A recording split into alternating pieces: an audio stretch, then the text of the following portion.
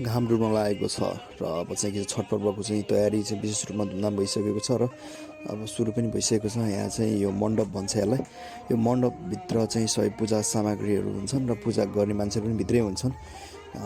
एकदम राम्रो धुमधाम तरिकाले चाहिँ मनाइदिने गर्छ। अब एकदम हेर्नुहोस् भव्य तरिकाले सजाइएको छ मण्डप पनि। यो भनेको चाहिँ 3-3.5 लाख जति लाग्यो अरे यो चाहिँ बन्नको लागि।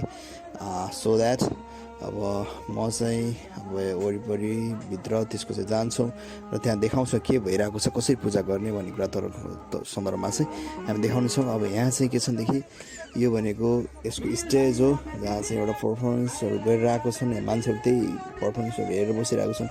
त्यहाँ गीत सितको कुराहरू हुन्छन् होइन, डान्सिङ कुराहरू हुन्छन्, नाटक साटक पनि गर्छन् बेला बेलामा।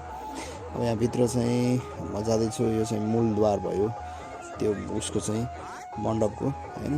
अब यहाँ चाहिँ कसरी मान्छेहरू गइरहेको छ, यहाँ चाहिँ के छ भने जात अनुसारको फरक फरक हुन्छन्। जस्तै एउटा जातिले एउटा चाहिँ मन्दिरमा यो भनौँ न मूर्ति अगाडि चाहिँ बसेर पूजा गर्नुपर्ने हुन्छ र त्यही अनुपातमा के छ अरू अरू जातिहरूले त्यसै एउटा चाहिँ गठित हुन्छन् होइन। अनि एउटा टोल अनुसार पनि फरक फरक नै हुन्छ। त्यस्तै तरिकाले जस मेलमिलापको भावना गरेर चाहिँ गर्छन्। त्यसमा चाहिँ जय झगडा यताउता भन्ने केही हुँदैन यसमा चाहिँ। अब यहाँ सबैजना मिलेर बसिरहनु भएको छ। अब यहाँ अर्को मण्डपतिर पनि जाउँ हामी। त्यहाँ चाहिँ के छ भन्दाखेरि चाहिँ त्यहाँ पनि सेम त्यही अनुसारले नै सबैले आफ्नो भेटीहरू प्रसादहरू के ल्याएको हुन्छन्, लाग्ने त्यसमा चाहिँ उसहरू हुन्छन्। सबै चिज ल्याएर चाहिँ अब आफ्नो अगाडि राखेर सबैजना बसेर पूजा गरिराख्नु भएको छ।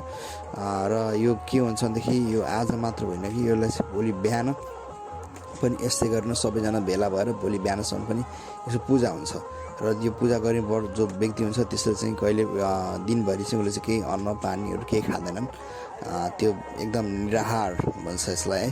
त्यस्तै तरिकाले हुन्छ। अब यहाँ सबै देख्न सक्नुहुन्छ तपाईँले सबै फलफुलदेखि हरेक प्रकारका फलफुलहरू हुन्छन् जो चाहिँ किसानहरूले उपभोग गरिरहेको हुन्छन्, फलाइरहेको हुन्छन् र दैनिक जीवनमा हामीले यापन गरिरहेको हुन्छौँ, प्रयोग गरिरहेको हुन्छौँ। सबै फलफुलहरू चढाइएको हुन्छन्। मान्छेहरूको एकदम चाहिँ ठुलो रूपमा चाहिँ यहाँ चाहिँ भिडभाड हुने गर्दछ। अब यहाँ चाहिँ के छ भनेदेखि चाहिँ छोरी बुहारी अनि सासू यस्तै तरिकाले चाहिँ एउटा यसमा चाहिँ पूजामा आइरहेको हुन्छन् मान्छेहरू। यिनीहरूले नै विशेष गरेर किनकि यो महिला सम्बन्धी एउटा चाहिँ पर्व भएको कारणले गर्दाखेरि चाहिँ होइन यहाँ पनि हेर्न सक्नुहुन्छ। हामी त्यस्तै नै छ। एउटा मन्दिरको एउटा मूर्ति हुन्छ, त्यो मूर्तिमा अगाडि बसेर चाहिँ छठको पूजा गरिन्छ। जस एकदम रमाइलो हुन्छ। यो same as like Dashain Tihar भनेको जस्तै तरिकाले यो चाहिँ तराईमा मनाइने चाहिँ छठ पर्व सेम त्यस्तै नै हुन्छ। अचम्म लाग्छ यो सुन्दाखेरि पनि, किनकि अब सबैले चाहिँ उदाउँदो चिजलाई मात्र चाहिँ सम्मान गर्छन्, पूजा गर्छन्। तर यसमा चाहिँ के छ भनेदेखि तराईमा छठ पर्वमा चाहिँ अस्ताउँदै गरेको सूर्यलाई चाहिँ व्रत बसिन्छ, त्यसो पूजा गरिन्छ। अचम्म छ। अब हामी एकछिन स्टेजतर्फ लाग्छौँ। स्टेजमा एउटा चाहिँ गीत पर्फर्मेन्स भइरहेको छ है, सुनौँ ल।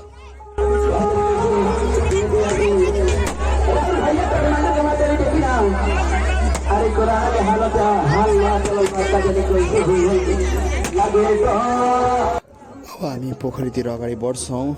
अब यहाँ पोखरीको चाहिँ हेर्नुहोस् एकदम मनोरम दृश्य छ। पोखरी पनि एकदम सजेको छ धुमधाम तरिकाले। चारैतिर मान्छेको एकदम चहल पहल छ पोखरीको हरेक किनारामा होइन। एकदम पोखरी शान्त भए पनि त्यहाँ आजको वातावरण चाहिँ एकदम अशान्त छ होइन। मान्छेको माहौलले गर्दाखेरि, पर्वले गर्दाखेरि भित्र माछाहरू पनि छन् पोखरीमा। र अब यहाँ चाहिँ के छ पटका पड्काउने मान्छेहरू पनि एकदम चाहिँ यहाँ बच्चाहरूको चाहिँ एकदम लहर छ। अब यहाँ चाहिँ के छ एकजना चाहिँ पानीमा डुबिसक्नु भएको छ त्यो पूजा गर्नको लागि, किनकि चाहिँ सूर्य अस्ताइसकेको अवस्था छ।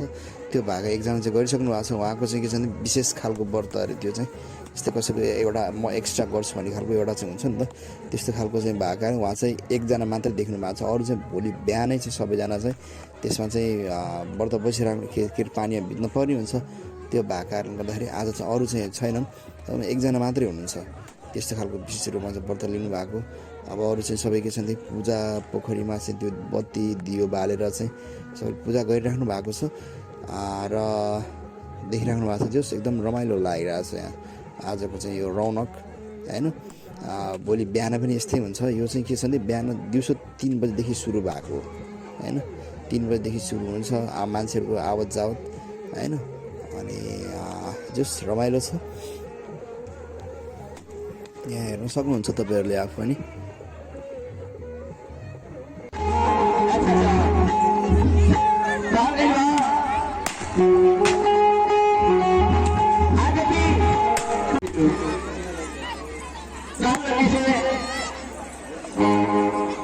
कि मंदिर में रहते भगवान,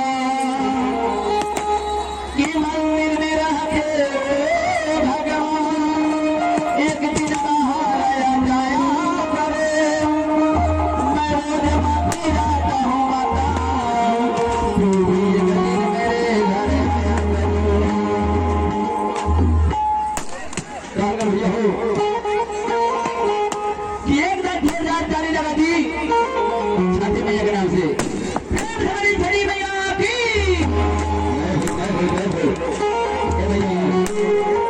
विधाता की छठी मैया आवत रही।